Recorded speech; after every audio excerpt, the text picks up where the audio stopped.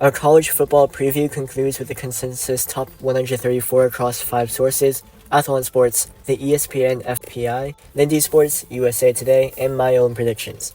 We'll see how my predictions stack up against everyone else's and what everyone else thinks. It'll be a relatively fun conclusion to what we can expect for the upcoming 2024 season. Our sample size is relatively small because these are the only rankings of 134 teams I could find on the web.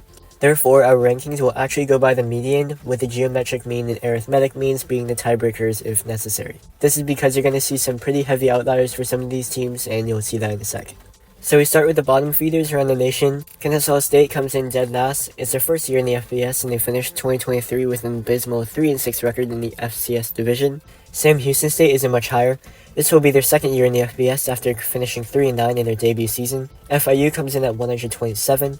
You're going to see a lot of Conference USA teams down here. Louisiana Tech is at 122, UTEP at 121, Middle Tennessee State at 118, and New Mexico State is at 116 in the next graphic. So that's 7 of the Conference USA's 10 teams in the bottom 20 of the nation.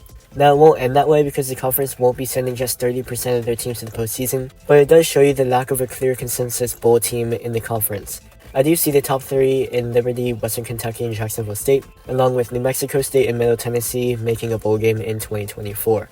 Moving up, you're going to see a lot of MAC schools next. All 3 of the Michigan schools are on this graphic, Western Michigan at 113. Central Michigan comes in tied for 110th, and Eastern Michigan is spot above them at 109. And boy, how far UAB has fallen.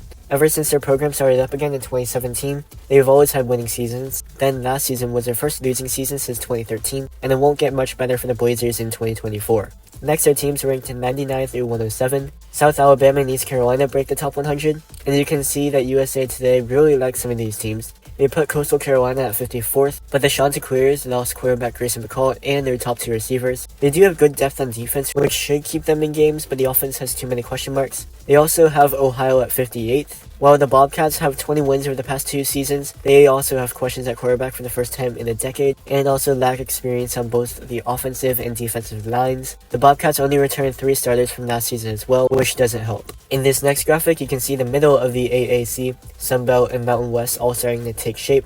Army joins their arch rival Navy in the American Athletic, and they should do just fine in the AAC, even though ESPN doesn't really seem to think so. There's a clear top 4 in the conference: Memphis, UTSA, Tulane, and South Florida.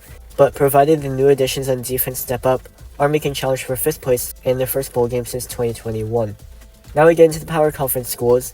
Vanderbilt ranks the lowest amongst all said teams at 84th. An SEC conference that just got even tougher isn't going to help things, especially after the Commodores backtracked in 2023. Cincinnati comes in at 82, and it's kind of hard to watch them drop so far when joining a Power Conference after watching them make the 4-team college football playoff in 2021. At 79 is the lowest Big Ten team in Indiana. Not that they're higher ranked than Vanderbilt matters too much, because this season will be a good indicator of the Big Ten and SEC as a duo separating from the rest of the conferences in college football.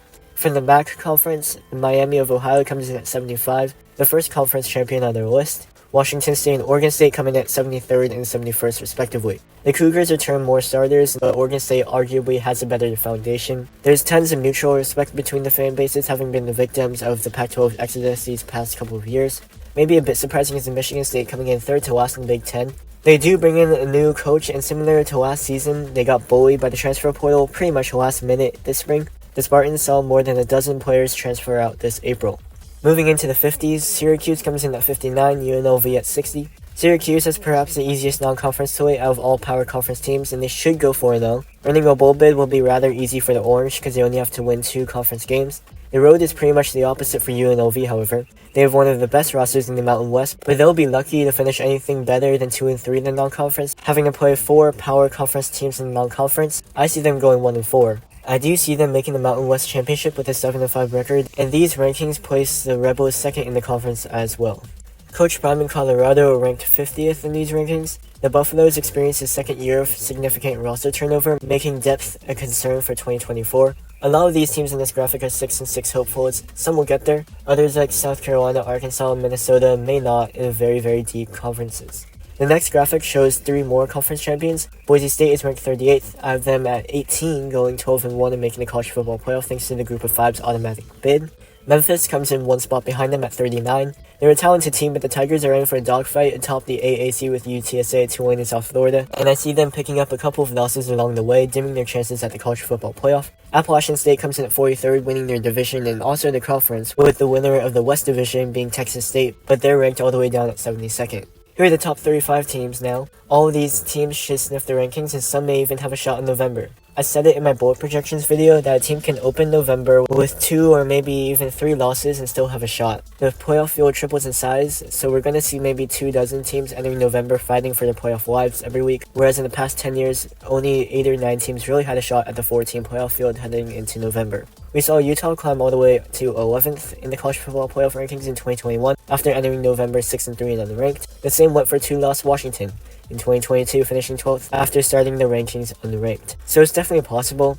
We also see Liberty finishing 29th and the highest out of all Group of 5 conference champions. That would mean in this scenario, Liberty would head to the college football playoff. Inside the top 25 and also Iowa, you're going to see most of these teams still competing for an at-large bid for the playoffs or potentially a conference championship come November. I have Oklahoma State and NC State making their respective conference championship games, but Kansas State and Miami are also flashy picks as well. And should teams like those 4 win the conference championship game, they will steal playoff spots. In this graphic are favorites to get an at-large bid for the playoff, and all of these fan bases are hopeful that they can make a deep run in the season. Penn State comes in at 9. They're ranked as high as 6 by the ESPN. I'm hesitant to bring them that high.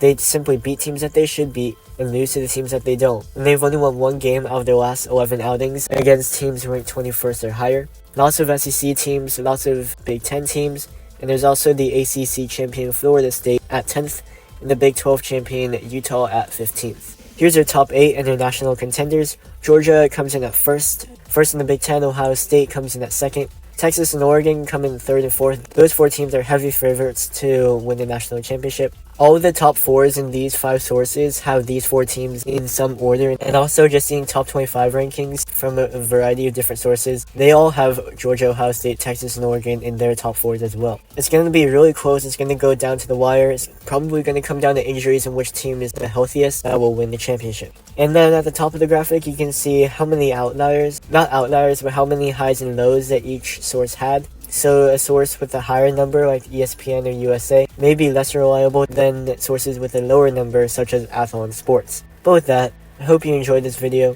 That will conclude my college football preview, and have a good one.